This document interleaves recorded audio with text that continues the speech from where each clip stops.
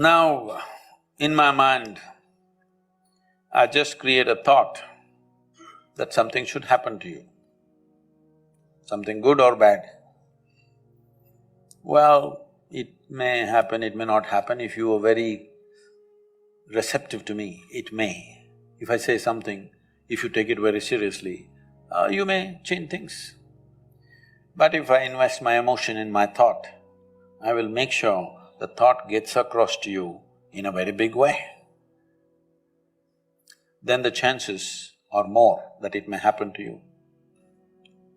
It is not even that it is necessarily happening only because of my thought and emotion, it's just that my thought and emotion will create a whole bunch of thoughts in your mind, which is now modern science is called as neuroplasticity. That because of a powerful thought and emotion that I threw at you, now you get enslaved to that and your whole psyche is around that thought and emotion. Sadhguru said this, and you're going crazy about that. And your entire brain will take shape in that way. It is no more mythology. Modern neurology is talking about, neurosciences are talking about it. So you will manifest that, good or bad. Now if I invest my life energies behind it, even if I don't tell you what is my thought, still I can change the neuroplasticity of who you are. It's possible to do that.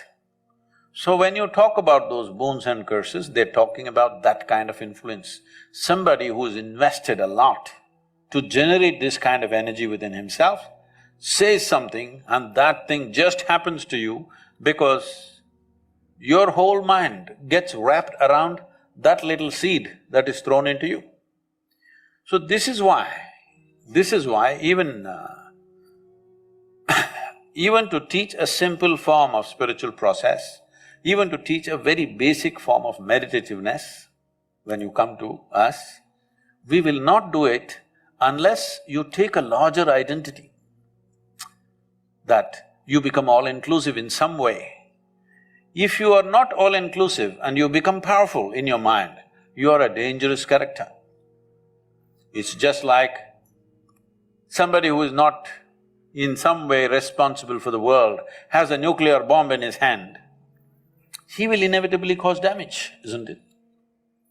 So this is why meditations and spiritual processes, before they're being taught, a certain amount of making your identity much larger than your individual identity, so that you become all-inclusive before you become meditative, is always taken care of.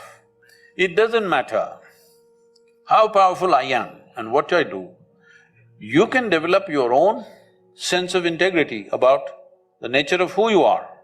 If you have done enough work upon yourself, you will determine, nobody else can determine.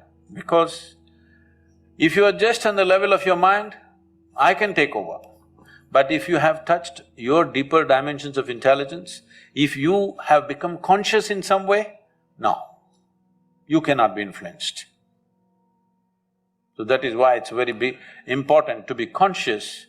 Conscious means that a dimension beyond your physiological and psychological structure has become a living reality for you. If this has happened to you, you can walk into hell, no problem. It will not influence you.